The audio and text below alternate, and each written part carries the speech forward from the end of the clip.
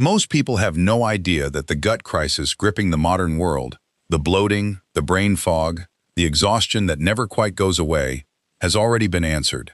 Not in a lab, not in a supplement, but in a book written thousands of years ago. The Bible doesn't just speak to your soul, it speaks to your stomach.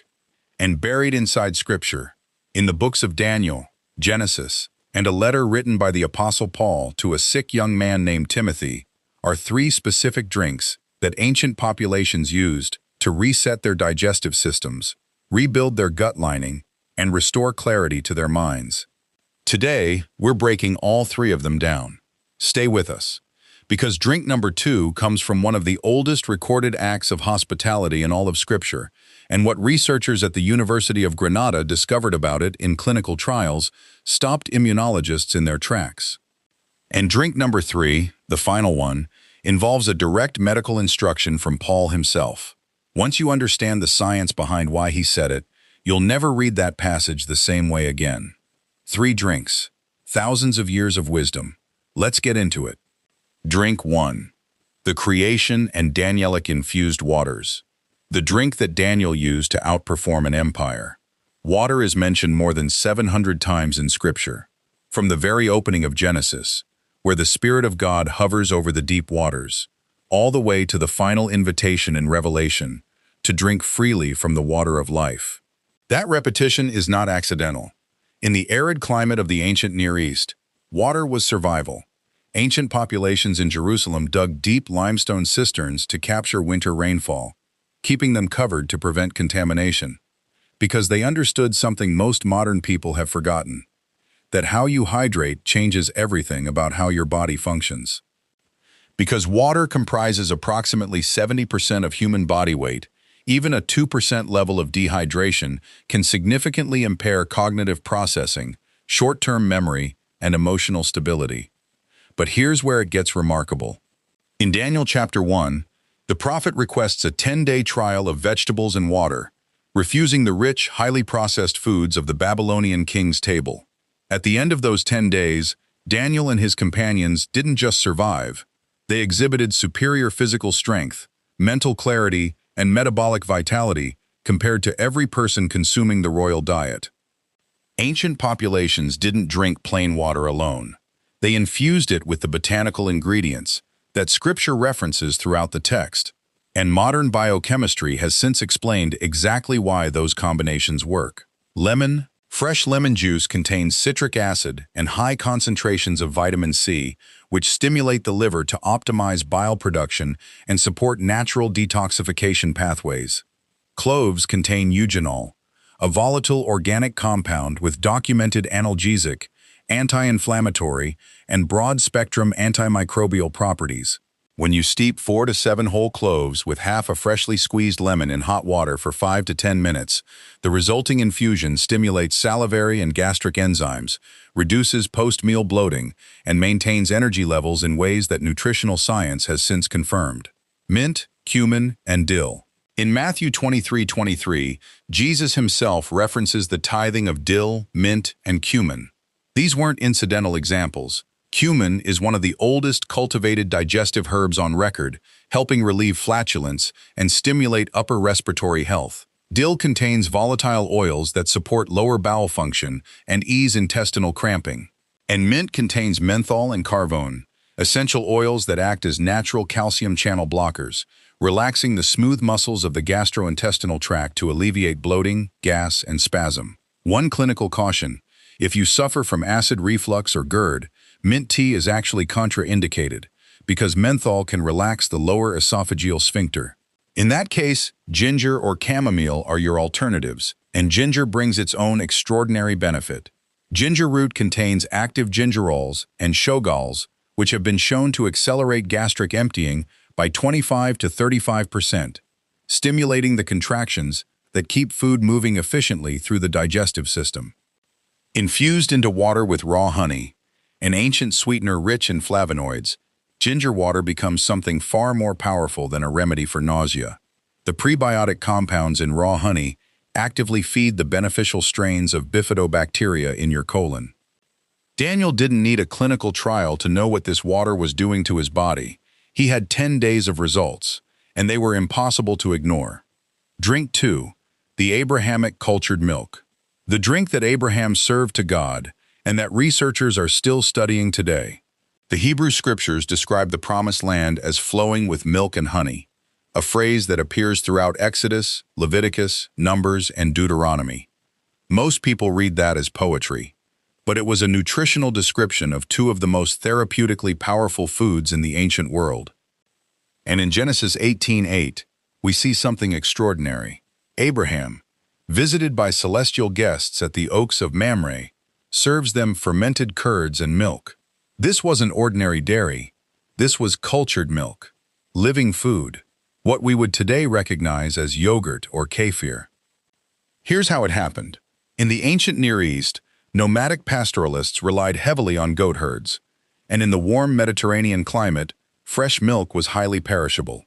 To preserve it, herdsmen stored milk in bags made from animal intestinal skins. The natural residual enzymes and ambient lactic acid bacteria caused the milk to curdle and sour, leading to the accidental discovery of fermented dairy somewhere between 5000 and 10,000 BC. By the 11th century, Turkish literature was already documenting the clinical use of yogurt to treat diarrhea and abdominal cramping. The word yogurt itself comes from the Turkish yogurmak, meaning to thicken, coagulate, or curdle. Now here's what modern science found when it finally caught up. Goat's milk, the milk of the biblical world, possesses several structural characteristics that make it dramatically easier to digest than standard cow's milk. Its fat globules are significantly smaller. It contains high levels of short and medium-chain fatty acids that undergo rapid enzymatic hydrolysis in the small intestine. And crucially, goat's milk contains predominantly A2 beta-casein, rather than the A1 beta-casein found in most commercial cow's milk.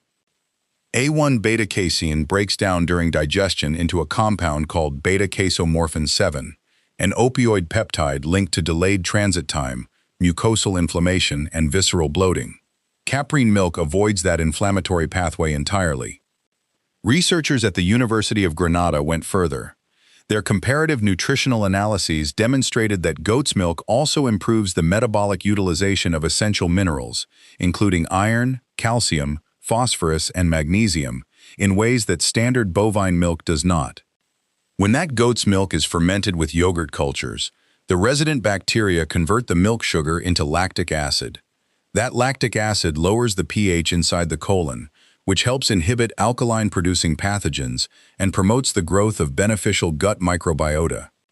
Then, and this is where Proverbs 24:13 enters the equation, you pair it with raw honey.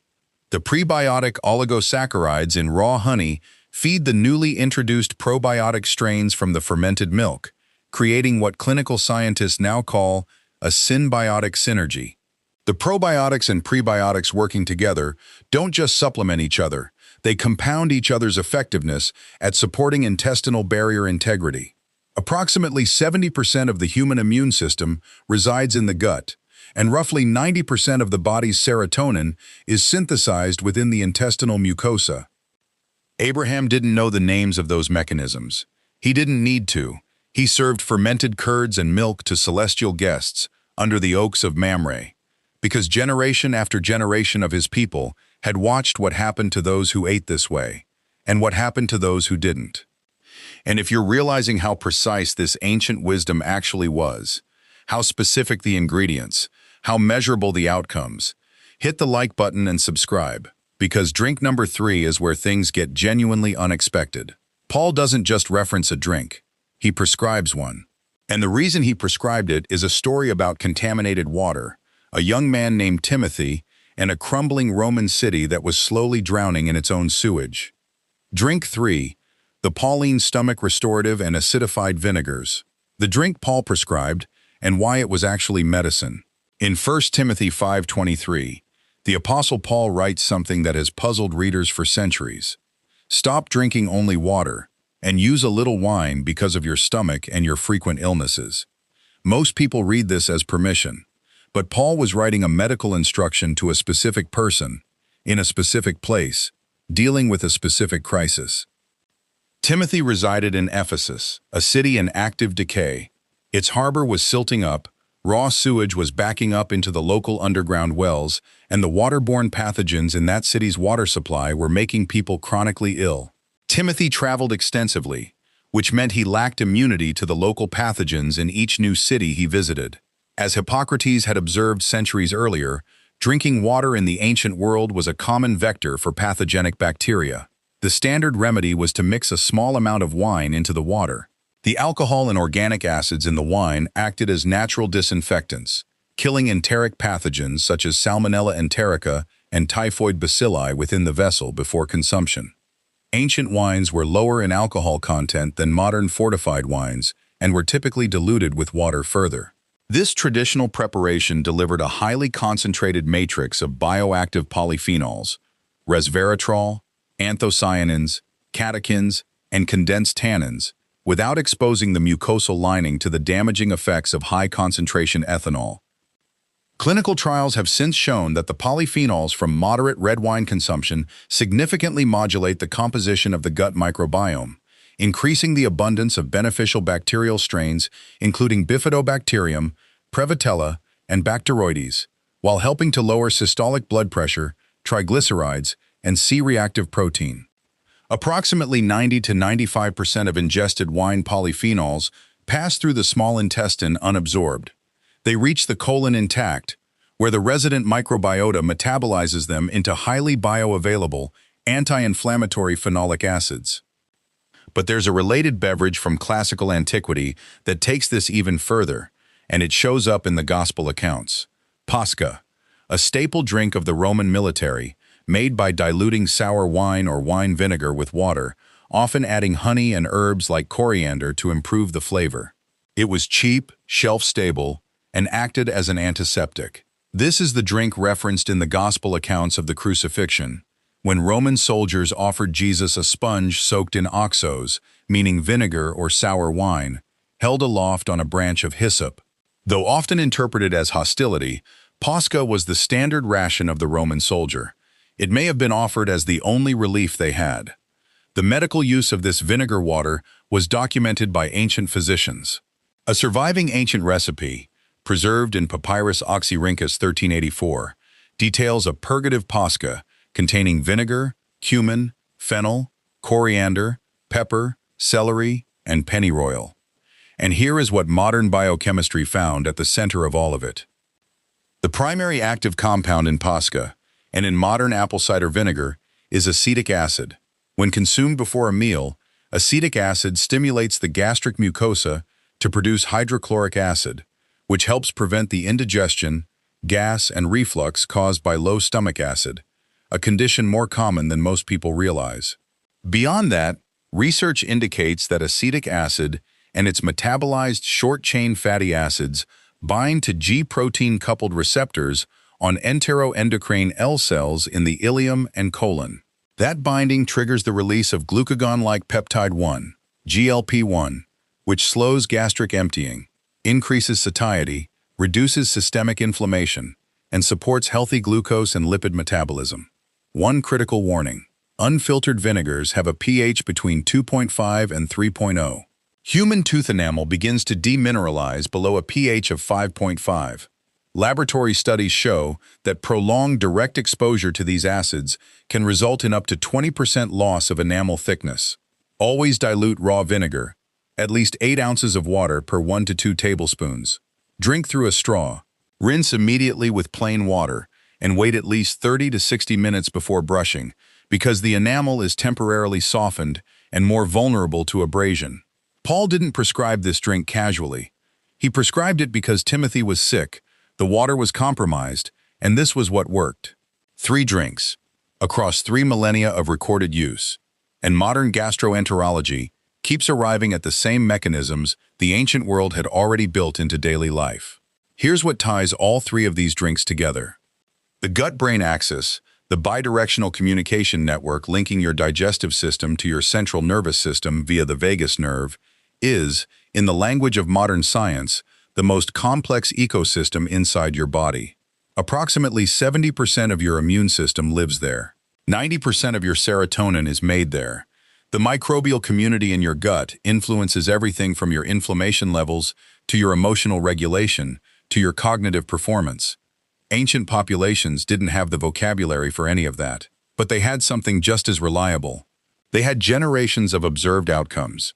They watched what happened to the people who drank fermented curds and honey, who infused their water with the herbs Jesus cited by name, who followed Paul's guidance when the water couldn't be trusted. They didn't need the mechanism. They had the results written in how long people lived and how well they functioned. The 3 drinks in this video aren't folk remedies. They are functional beverages with documented biochemical pathways, and they come from a text that most people have never thought to read as a nutritional guide. One practical note: don't consume any single one of these every day indefinitely without rotation. Probiotic-rich fermented drinks can trigger histamine accumulation in sensitive individuals. Acidic beverages need dental protection protocols, and the polyphenol compounds in red wine-based drinks are best delivered alongside fiber-rich meals. Start with 1. This week, make the ginger and raw honey-infused water, the Daniel Protocol. Drink it on an empty stomach in the morning. Give it 10 days, and pay attention to what happens. Drop in the comments which drink you're starting with. I genuinely want to know. If this gave you something to think about, hit the like button and subscribe, because what we're putting out next goes even deeper into what the ancient world understood about the body that we're only beginning to rediscover.